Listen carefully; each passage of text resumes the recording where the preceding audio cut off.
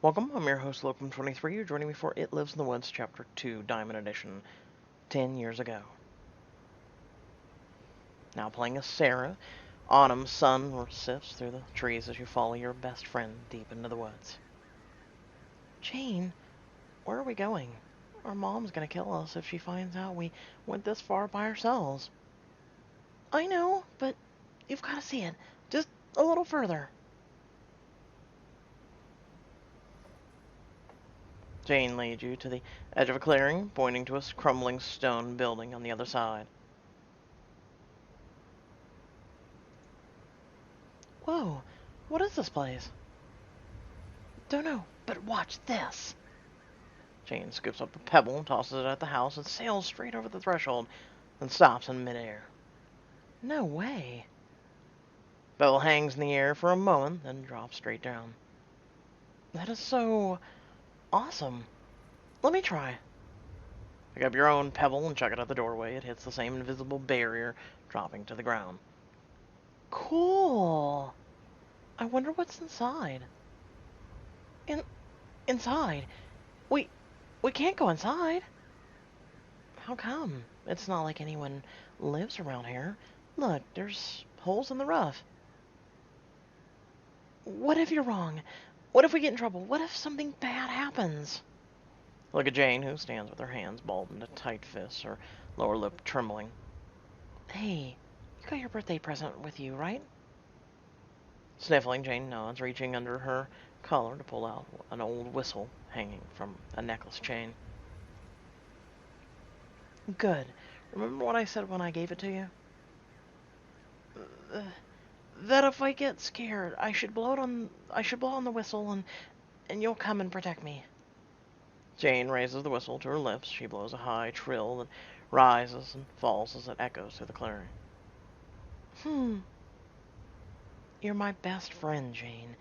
I'm not gonna let anything bad happen to you. Bouncing back at the ruins, you can almost hear the stones calling, reaching for you. Your feet shuffle in place, itching to close the distance. But if you're too scared, we can just go home. I'm not scared. Just promise you'll watch out for me? Promise. I'll even go first. Heart thrumming in your chest, you walk straight up to the doorway, reaching out to feel the space inside. Is something there? Does it hurt? It feels tingly. Step onto the threshold and tingling spreads over your whole body and suddenly stops. Smiling, you continue into the dark room beyond. Darkness surrounds you like a fog, almost thick enough to touch. You shiver, suddenly certain that something is in there with you, watching you. Hello?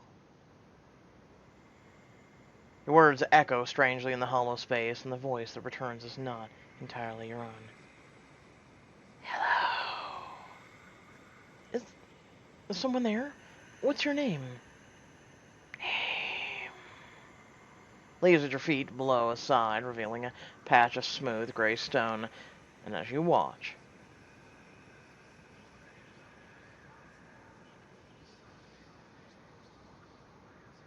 Renfield.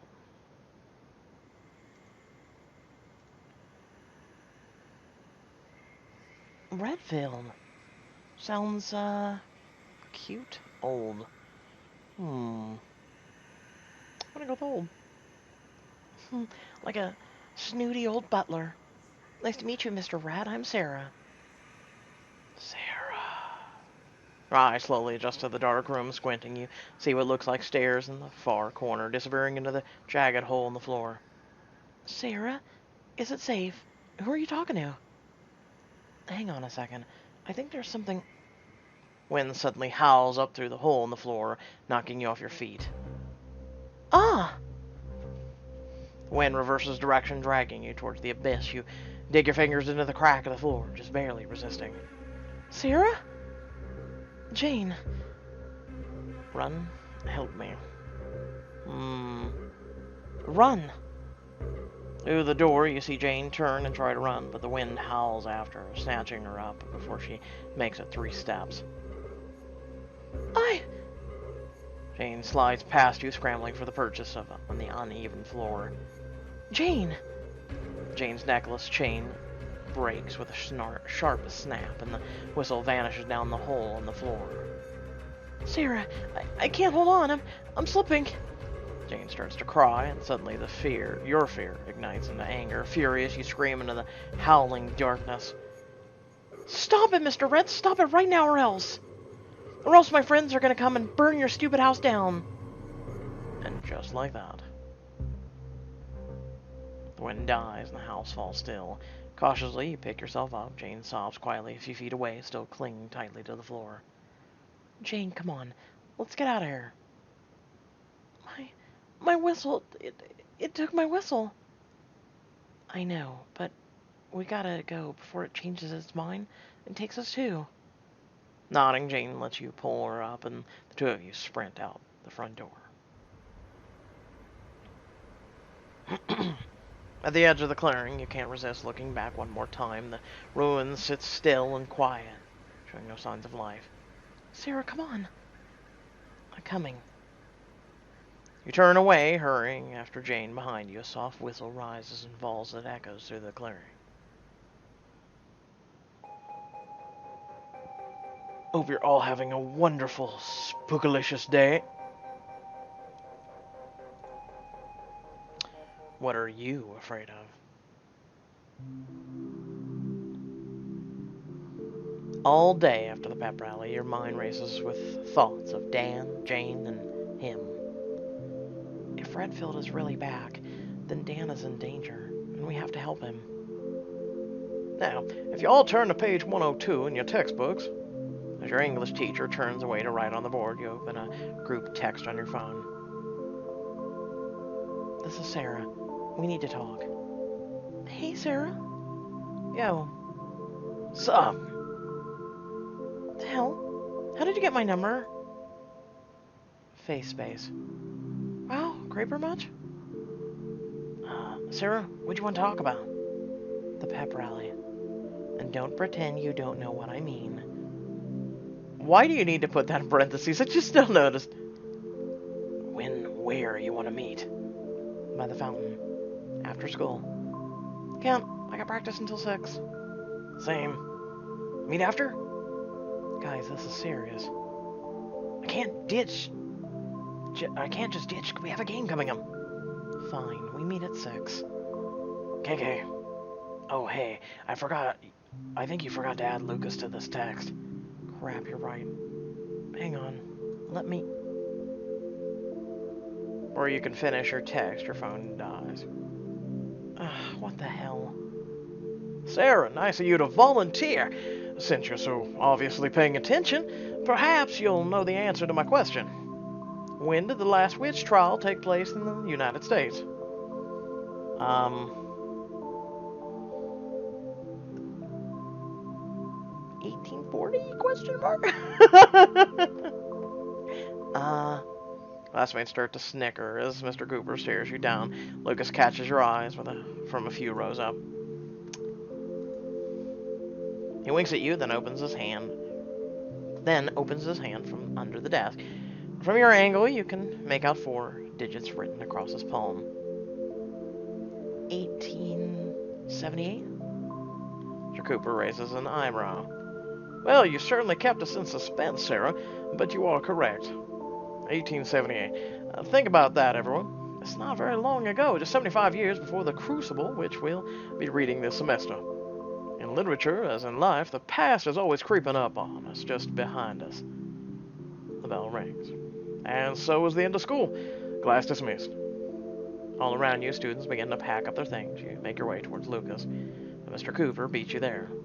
Mr. Thomas, a word? Yeah, sure. On the hall, you lean against the wall near an outlet, charging your phone while you wait for Lucas. Stupid phone, I just charged you. Hallway empties as everyone heads home for the day. Gradually, you become aware of muffled voices inside the classroom. And I know what you're doing. I don't know what you're talking about. May have everyone else fooled, but you can't fool me. What's going on in there? I should probably get closer. I already know something's up. Can't hurt to listen a little more. Guiltily, you edge closer and move to press your ear to the door, when cold hands suddenly grab you from behind, covering your eyes. There you are. Ah! Panic floods your body, and you struggle wildly against your captor as you're dragged down the hall. No, let me go, let... Your shouts turn into gasps of pain as you're shoved backwards into a wall. You hear a deafening slam and then muffled laughter. What? Hey. Oh my god, your face. School's back in session, Sarah. Let me out, you freaks. Aww. But we wanted to make sure your school year started out with a bang. Jocelyn kicks the locker door, making you yelp and cover your ears. Get comfy in there, Sarah. We'll check on you tomorrow morning. Bye! Oh, Jesus, I can't believe her. I mean, what? Jocelyn and Cody laugh. Laughter recedes down the hall, leaving you alone in the dark, cramped space. After a few minutes of pushing, punching, swearing, the locker door still won't budge. You slump against the back of the wall, defeated. Great. Perfect. Sarah.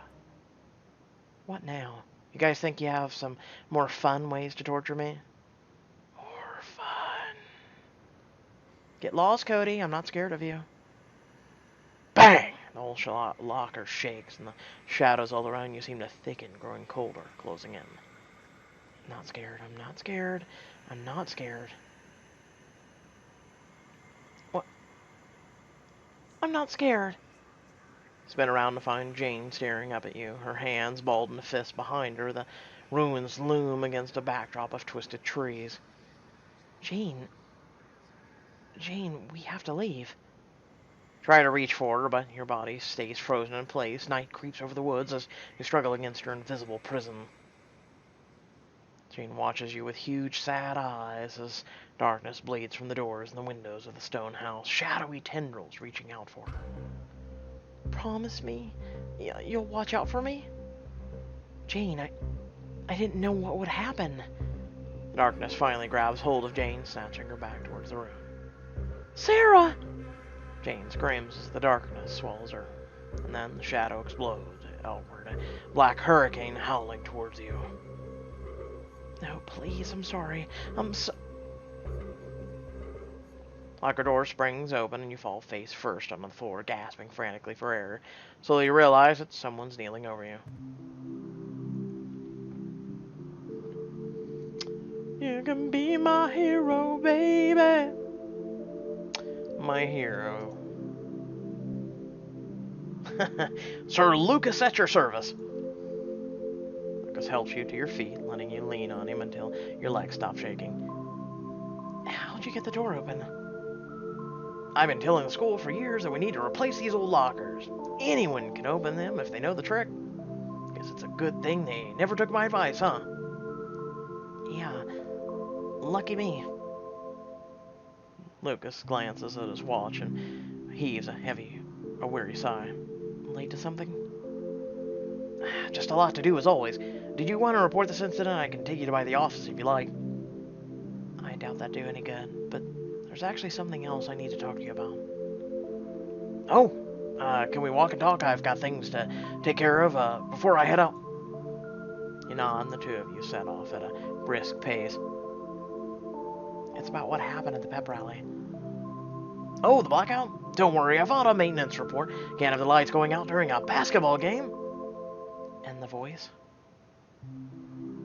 I don't know what you're talking about. But... Sorry, one sec. I can say another word. Lucas ducks into an auditorium. Inside, Lucas waves to a group of band kids on stage.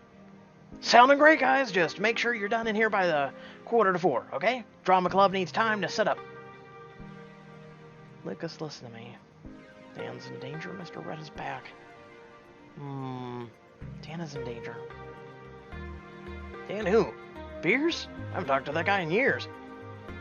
Are you sure about that? Lucas looks rattled, even more so when the phone in his pocket starts buzzing. I have to answer this. Excuse me. Slips around you and out a side door. By the time you catch up, he's already in the middle of a phone call. Yes, Mama. I know, college prep is tonight, but we talked all about this already. Because I have to meet with the homecoming and yearbook committees after school, and I can't be in 3 places at once. I know, Mama. I love you. Yeah, love you too. Bye. Geez, you really are busy. You know, if you would slow down for a second. Pretty sure the school would literally collapse. Lucas' phone buzzes again. He checks it in size. Great. Now the school paper says they need an interview. Tomorrow? Lucas' words come faster and faster, growing louder as he starts to pace back and forth. How am I supposed to get ready for an interview tomorrow? I can't handle this right now. Whoa, Lucas. It's just one interview. Stop and breathe for a second. Yeah, stop and breathe for a second. Put a hand on Lucas' shoulder, meeting his eyes. Just focus on me, okay? Deep breath in. Take a long, slow breath, motioning for Lucas to do the same. Good. Now back out, nice and slow. Ah. And Lucas, take a few more breaths. Finally, he smiles at you. Better? Yeah, a little. Good. Now, about this interview. Maybe it'd be less stressful if I helped you prepare. We could grab a coffee down the street and I could throw you some softball questions. I've been meaning to catch up with you anyway. It's a perfect excuse for me to ask all kinds of nosy stuff. That would be great. You'd really do that? When I help Lucas prepare for his interview, he'll gain a lot of nerve and get a chance to reconnect. I don't wanna, Mama. And interview with Lucas. On second thought, no. Let's do it for 18 diamonds. But you have to promise to hear me out for 5 minutes when we're done. Deal. We're off to a coffee shop. Na-na-na-na. Soon you're sipping warm coffee at the cozy cafe down this road. You put on your best ace reporter voice and mimic writing in a notebook. Hi, nice to meet you. I'm Sarah with Westchester Word. Thanks for sitting down with me. And can I say, sir, what an honor it is to interview the class president, Thomas. Oh, gosh, my pleasure. I'm a big fan of your work, I guess. Oh, thanks. Let's start with an easy question to help our readers get to know you better. Tell us about, a secret you've never told anyone, your aspirations, your hobbies, your aspirations. I understand you're looking at college right now. What do you plan to major in? Well, my mom wants me to become a doctor like her, and Dad wants me to become a psychologist like him. And what do you want? Honestly, I want to go into politics. Oh, should I get ready to vote for Senator Lucas Thomas? God, no. This is going to sound super nerdy, but I want to work more in the background, like writing legislation and stuff. Specifically, I'm interested in how public policy can help protect the watersheds in the national parks from natural gas drilling. Wow, that is super nerdy, but good answer. Thanks. Moving right along, let's talk about the school year ahead. What are you looking forward to most? Totally dreading. Looking forward to most. Ooh, good question. I'd say this year what I'm most looking forward to is homecoming. Really, that's surprising. This is the first year that the student council has an actual budget, so we set aside to afford a decent DJ. Wow, so a school dance is actually gonna be cool for once? That's the hope. Well, since we're on the subject, let's talk about the event on everyone's mind. This year's homecoming. How's the planning going? Who are you going with? How's the planning going? Thankfully, I have no idea. Aren't you on the homecoming committee? Yeah, but once the actual plan starts, the cheerleaders tend to take over, which I am A-okay with. Click your imaginary pin and close your imaginary notebook. Well, I think that's about everything I need for the interview. Look for it on the stands tomorrow. But seriously, thanks, Sarah. That helped a lot. Anytime, Lucas. I'm really glad I could help. Now, there's something else I need to talk to you about. Oh, you mean what happened at the pep rally? Yeah, so you heard them then. The whispers, the voice. Lucas scratches his arm, uncomfortably glancing around. I mean, look, I don't need to get around class president that the class president hears voices. But hypothetically, suppose I did, what then? Well, hypothetically, a bunch of us are meeting up by the fountain to talk about it at 6 p.m. So, you in? Or are you too busy? I'm in. I owe you at least that much for helping me with the interview. Great. See you then? Yeah. See you then. A few hours later, the sun sinks behind the trees as you walk out of the school building. Find Noah, Lily, Lucas already waiting in silence. Andy arrives a minute later, and with Stacy trailing behind, texting busily. Hey guys, one sec. Jeez, how's it this dark already? Noah stands up from his seat on the fountain. Lily moves to stand beside you, her hands twisting nervously together. Who are we missing? I don't see Ava. Ava speaks suddenly from behind you, making Lily jump. You guys look like the cover of a Christian rock album. Jeez, what are you, a ninja? A vampire. Ram, you may bite me at any time. God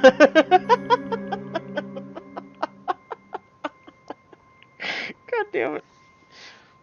But I've seen you out in the sun. I am the Daywalker. Fear me. You clear your throat. Okay. We all know why we're here. The blackout at the pep rally, the wind, the voice. I don't know what you're talking about. Stacy, I saw your face at the rally. You came here for a reason. I saw your face at the rally. I saw all your faces, and you were all freaked out as much as I was because you all heard the same thing I did. Everyone plays together. Long, heavy pause fills the air as everyone refuses to look at each other. There's something else. Leia holds out her phone and shaking hands. Lily, are those texts from Dan? Wait, you got them too? Hold up. Did we all get weird-ass texts from Dan last night? Fingers move toward the bruises on your neck, which begin to ache at your touch. Guys, I have to tell you something. Summon your courage and tell them everything that happened to you last night. The text, the blackout, the creature that wore Dan's face. I know it sounds crazy, but I think it was him. I think Mr. Red is back. We have to call the cops right now. They'll find the sicko that attacked you and... Andy... There's no point. There's no way the police would believe us. You don't know that? Ava, would your dad believe you if you said a nightmare monster was coming to kill us all? Hell no. He'd make me pee in a cup and then search my room for drugs. That's actually pretty good. Besides, what are the cops gonna do against Renfield? Arrest him? Yeah, alright. I get it. Maybe get the dirt monster to testify? I said I get it. Noah, leave her alone. Him. Huh? Him. You said her. Oh, jeez. I'm sorry, Andy. It's fine. Andy shrugs, crossing his arms. He aims a sharp kick at a pebble, sending it flying across the street. I'm surprised, little thought processor. I'm surprised everybody took so long to come to accept that Andy was someone who decided his own, her own gender. Like, everyone for, 8 chapters after this was like, no, Andy's a him. No, it was literally referred to as she became a him. No, Andy's a him. Did you see that? I don't understand why he has long hair. Like, oh yeah. Oh, speaking of cop stuff, Dan's parents reported him missing this morning. They what? Dan's missing, and you're just telling us this now? I figured you would have heard. Not everyone's dad is the sheriff. Guys, Dan could be in trouble. We have to go find him. Sarah, come on. He needs actual help from, like, adults and professionals. Professional adults. No, it has to be us. And why is that precisely? Because we're his friends. We know who took him. This is our fault.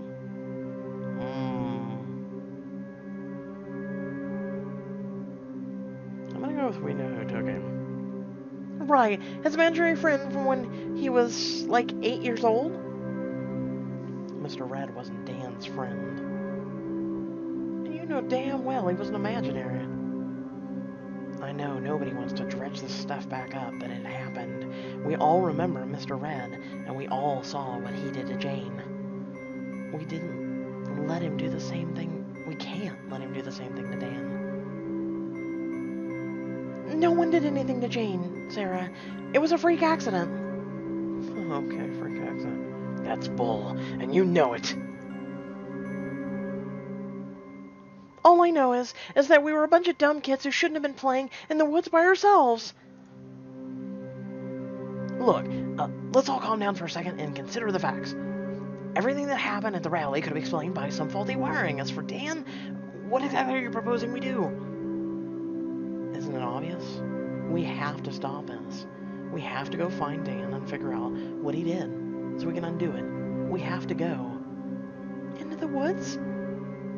Wind picks up, leaves flee across the asphalt as Lily backs away, shaking her head. No. I'm not going back there. Noah moves towards Lily, holding up his hands in a calming gesture.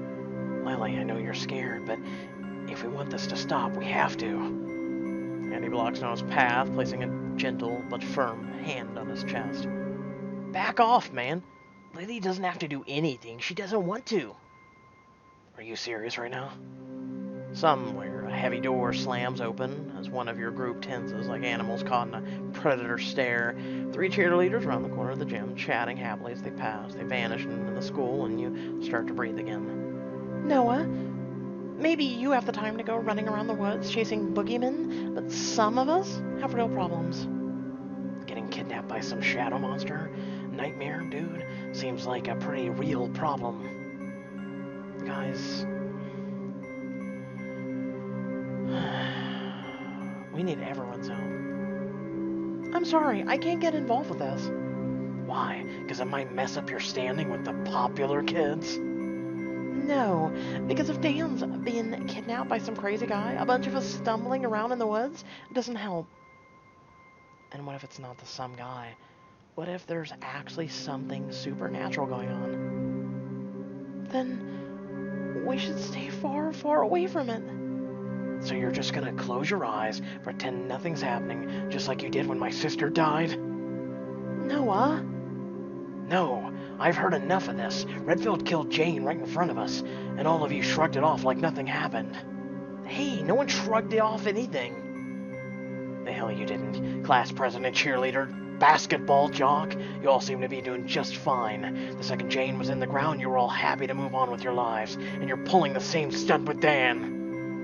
Oh, now you care about Dan? Where have you been for the past year?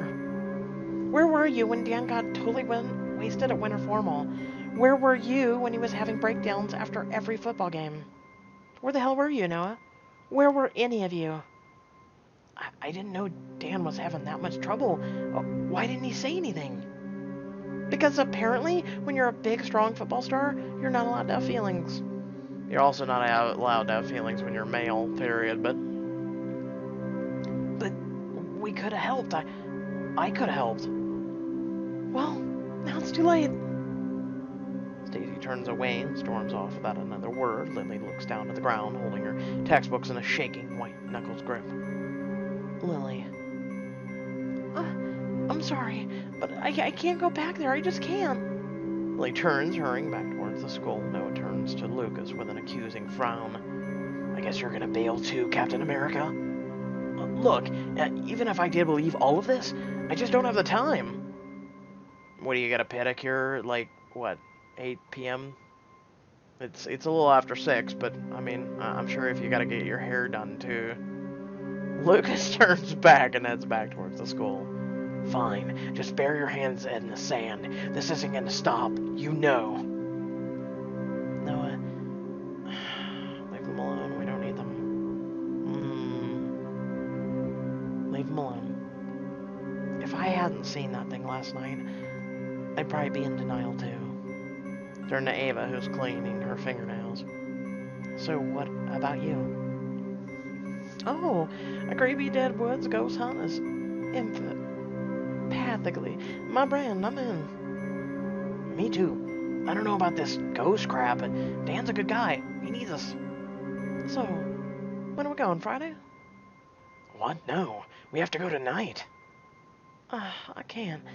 My dad's got a really strict school night curfew, and wow, does it sound lame out loud. Yeah, I can't go tonight either, man. The team needs me here early tomorrow morning for training. Sure they do. How will the team dude, bro, know when they're having fun without some minorities around to exclude? Andy stiffens, ready to snap at Ava, then wilts, grumbling. I mean, you're not wrong, but I have to keep showing up, right? They can't ignore me forever. I admire your optimism. So that's it? You're both sure you can't come? Ava and Andy look at each other doubtfully. The woods are full of danger, but their strength in numbers bring more friends to decrease your chances of losing nerve, or even gain some. Oh no. Yes, take everyone. Yes, come to me earlier so I can kill every one of you. 16. So you save 2 diamonds. Bring both, why not? We're all going. Ava, what if we told your dad that you were staying at my house? Huh? That might actually do it. He always liked you, and he'll be thrilled to hear I'm making normal friends. Turn to Andy. Andy, I know basketball is important to you, but this could be life or death. You're the strongest person here, and I'd feel a lot better with you looking out for us. And Noah's just sitting there going, well, you too. Well, when you put it that way, alright, I'm in. Noah? Yeah, I'm in. Alright then, I gotta go and grab my stuff. So you go on ahead and we'll meet up in front of the hardware store. Alright, then what? Then we go save Dan. No, then I kiss Noah. Or, god damn it, no. Whoa, hey, oh, no, Connor. Jesus. Not Noah. What the fuck is wrong with me? Holy shit. First we kiss Connor. Then we slaughter Noah.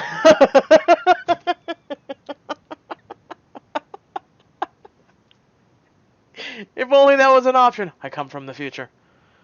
I must prevent things. Whew. Okay, so with that being said, I hope y'all did enjoy the video.